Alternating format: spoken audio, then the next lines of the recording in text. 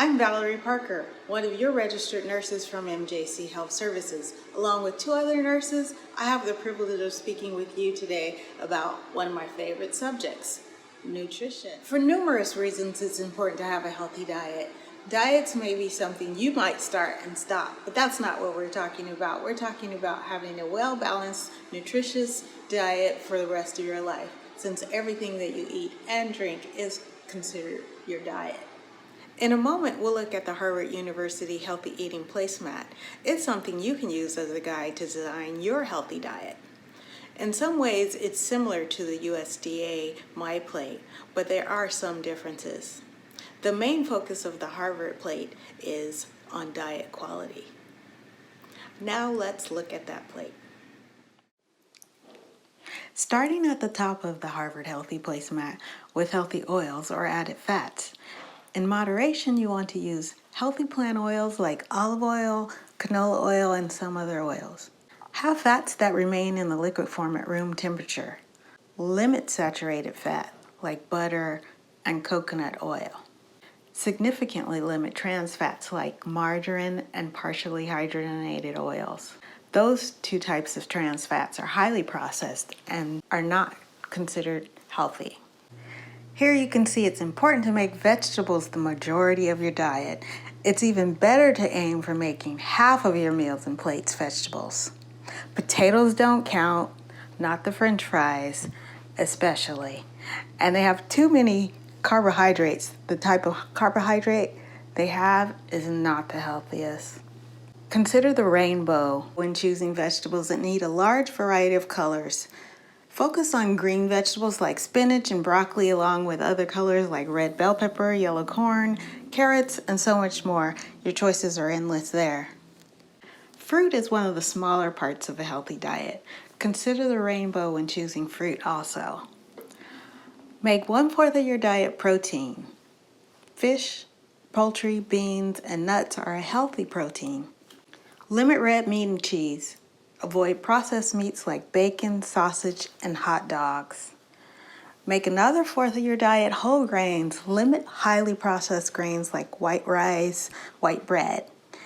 Instead, choose things like brown rice, oats, quinoa, whole wheat pasta. Aim to drink at least the recommended 8 cups of water each day. Your water is more important than food. Skip sugary drinks and limit juice to 4 ounces per day. The little red running man in the bottom corner is a reminder that we cannot talk about healthy eating without mentioning exercise.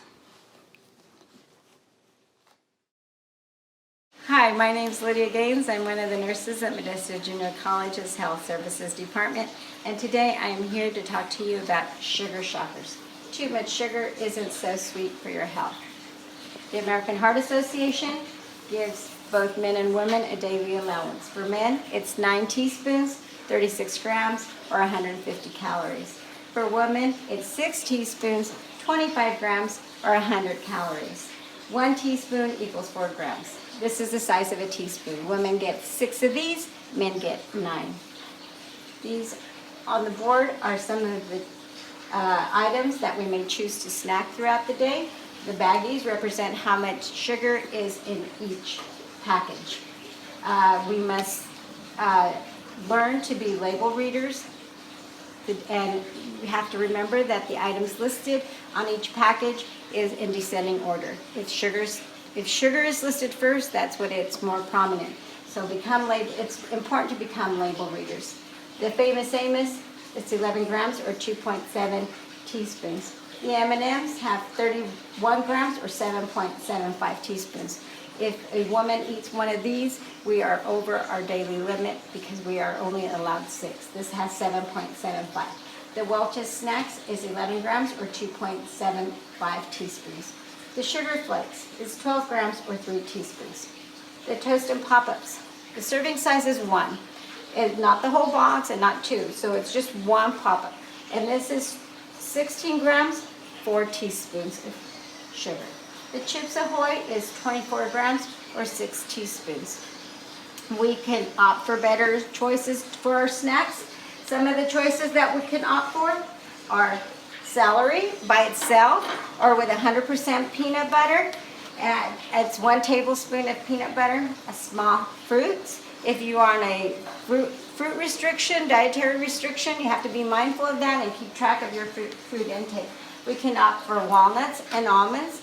Walnuts, we can have 7 walnuts or 23 almonds. We can do rice cakes. Rice cakes we can opt to have 1 tablespoon of 100% peanut butter to top it off to give it a little bit more substantial snack. Be mindful of these. Some of these have a little bit of sodium, and some of us might be on a sodium restrictive diet as well, so it's very important for us to be label readers. This particular one does not, but some I do know do have sodium in them. Or we can opt to have air popcorn. Air popcorn, we are allowed, for serving is 4 to 5 cups. So just as a reminder, please read your labels when you're making your snack choices. Hi, we've talked to you about Sugar Shockers snacks that we might choose throughout the day. Now we're talking to you about drinks that we might choose to drink throughout the day. Think before you drink. Too much sugar isn't so sweet for your health. Over here we have water. Water has zero sugar. Again, as a reminder, the American Heart Association daily allowance for men is 9 teaspoons. For women, it's 6. These again represent how much sugar would be in each container. This cran apple, you have 6.5 teaspoons or 26 grams. That would be for women over their daily allowance. This energy drink, 6.5 teaspoons or 26 grams. Again, for women, it would be over their daily allowance. For men, near their daily allowance. This 100% V8, you have 33 grams or 8.25 teaspoons of sugar. This is near the daily allowance for men and over the daily allowance for women. The Pepsis, 55 grams or 13.75 teaspoons. This is over the daily allowance for both men and women. The Mountain Dew, 61 grams, 15.25 teaspoons. Again, over the daily allowance for both men and women. We can, again, like with snacks, opt for different choices or better choices for our drinks. We can have our water. We can choose our water. We can have water with cucumber. We can infuse it with lemon. We can infuse it with cinnamon sticks. There's different types of things that you can infuse your water to give it some flavor in. Again, be mindful if you're on a fluid restriction and don't overindulge in water, even if it's water. We can do tea. We can do sun tea, hot tea, decaffeinated tea. We can do juices. This is 33 grams of sugar. This is just coconut and water, and it's 13 grams. They're both 100%, but one has less sugar than the other. So we have to become label readers. Remember, they go in descending order. The items listed are in descending order with the most prominent listed first. So if sugar is listed first, that's what's going to be the most prominent in that per container. The Pepsi. If you really want to drink a Pepsi, opt for a Diet Pepsi.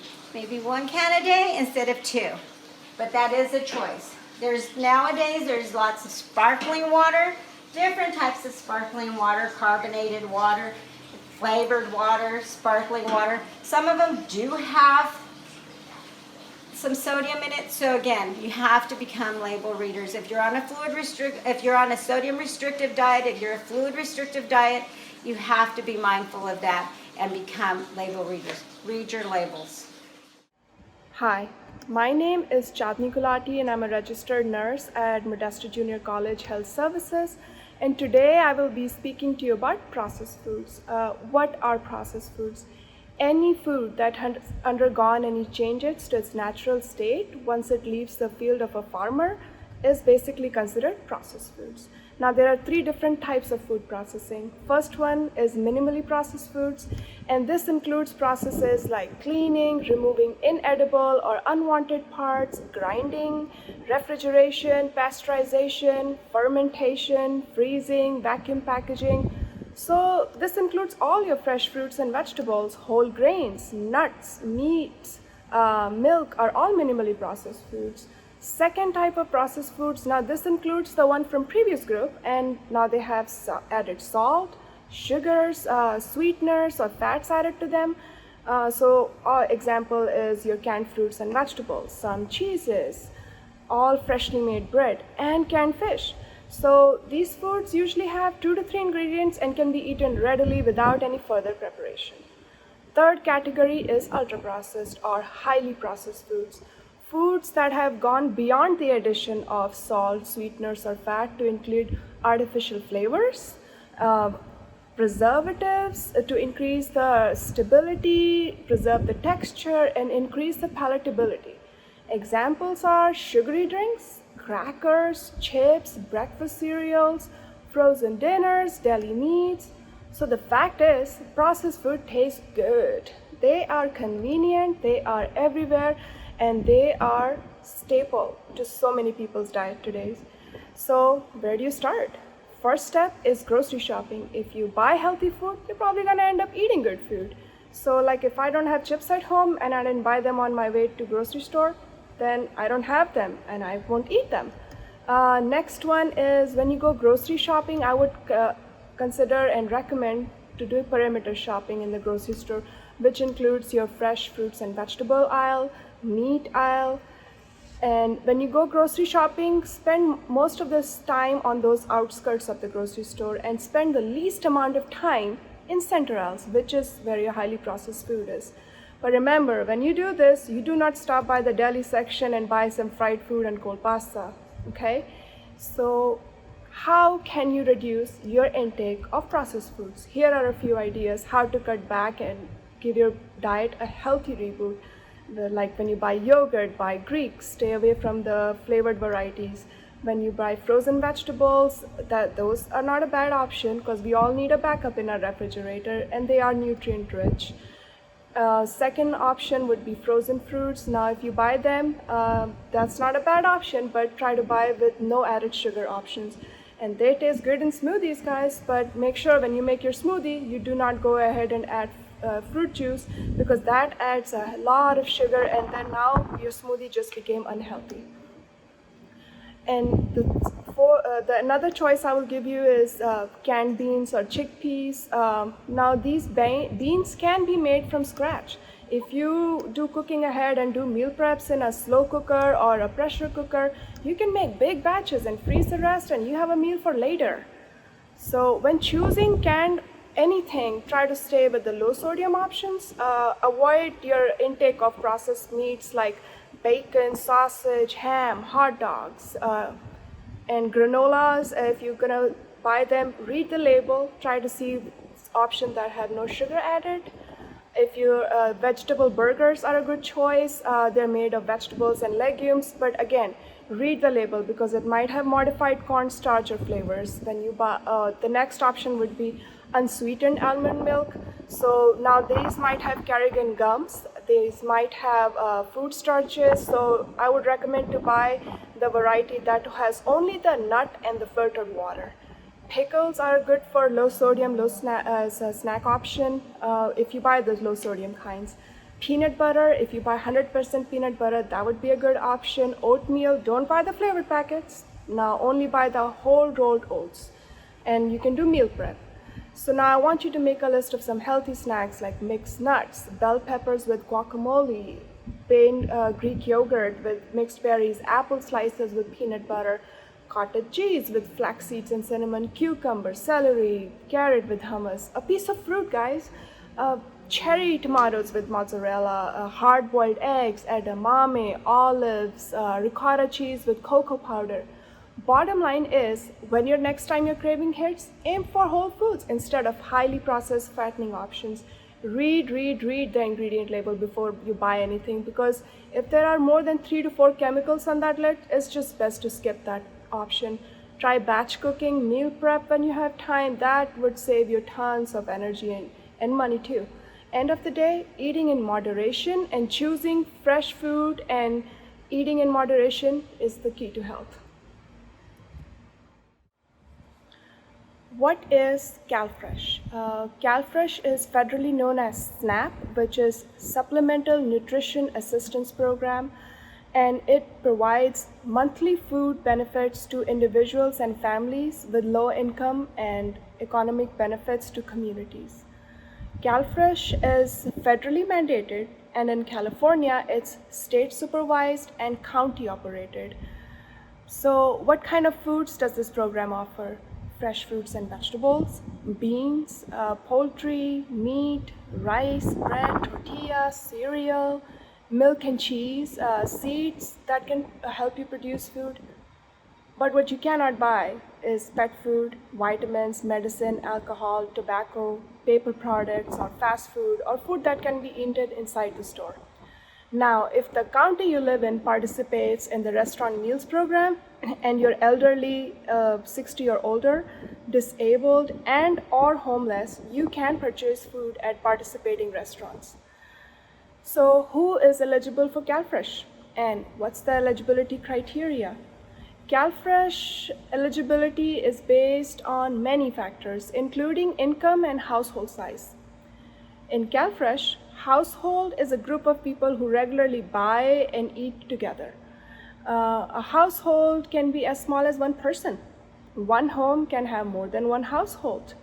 So the people in a household do not have to be related to each other. I want you guys to remember that.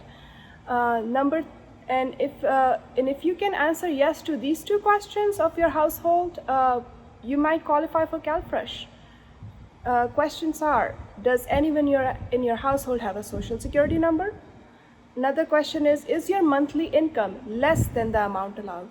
And to figure that part out, you can go on the website and check based on the chart, your income, monthly income before taxes and other deductions, where it falls on that list. How can our students apply for CalFresh? You can apply online at getcalfresh.org. You can complete a CalFresh application at the county office or online at benefitscal.org. Now, to learn where you can apply in person in your county or somebody can help you fill out the application, you can go on benefitscal.org and complete your interview over the phone, and they'll email you an EBT card. So now, where on campus can we get this CalFresh help? I'm gonna provide you at the end of this video a web page which link you can use, and also the email address where you can get more information if you could not get help from the website. Thank you.